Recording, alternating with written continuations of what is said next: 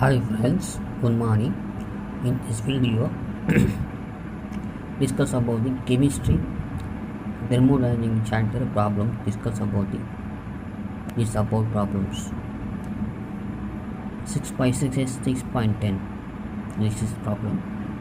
Need point of view, get idea. This problem, solve this problem. Freezing of water 1 mole 10 degree to high is minus 10 degree Celsius. அதாவது ஒரு water எடுத்துக்கிறோம், அது வந்து freeze பண்ணுறோம். Minus 10 degree Celsius இருக்குது. அது வந்து 10 டிகிரி செல்சியஸ் லிக்விட் ஸ்டேட்டில் இருக்குது. அதை வந்து மைனஸ் 10 டிகிரி செல்சியஸாக மாற்றி ஐஸ் கட்டியாக மாற்றுறாங்க. அதுக்கு தேவையான என்தால்பி என்னன்னு கேட்குறாங்க. ஃபியூஷன் என்தால்பி தெரியும். அதாவது ஐஸ் கட்டி உருகி வெளியே போகிறதுக்கான என்தால்பி அதான் அது.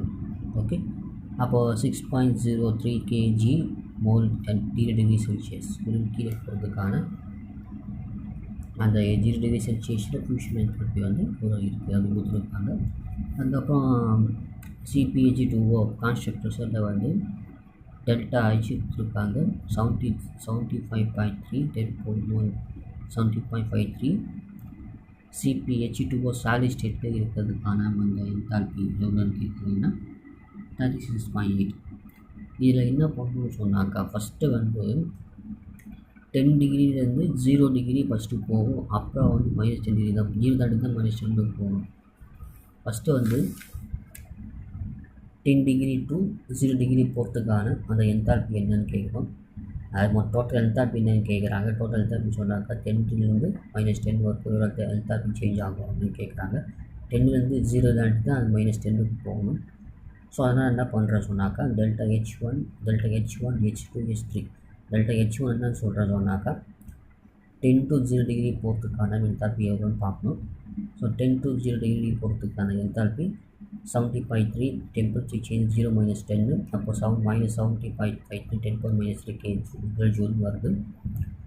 ஸோ அப்போ வந்து ஃபியூஷன் என்தால்பி சாலிட் ஸ்டேட்டில் இருக்கிறதுக்கான அந்த ஃபியூஷன் என்தால்பி எவ்வளோன்னு கேட்குறீங்கன்னா கொடுத்துருக்காங்க -6.03 kJ மோல் இன்வெர்ஸ் கொடுத்துருக்காங்க.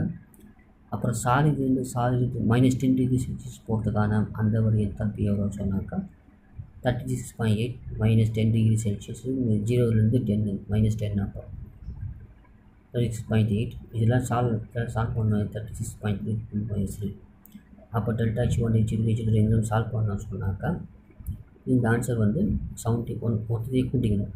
3 என்தால்பியும் போட்ட மொத்தத்தில் இதை மொத்தத்தை கூட்டுங்க சொன்னாக்கா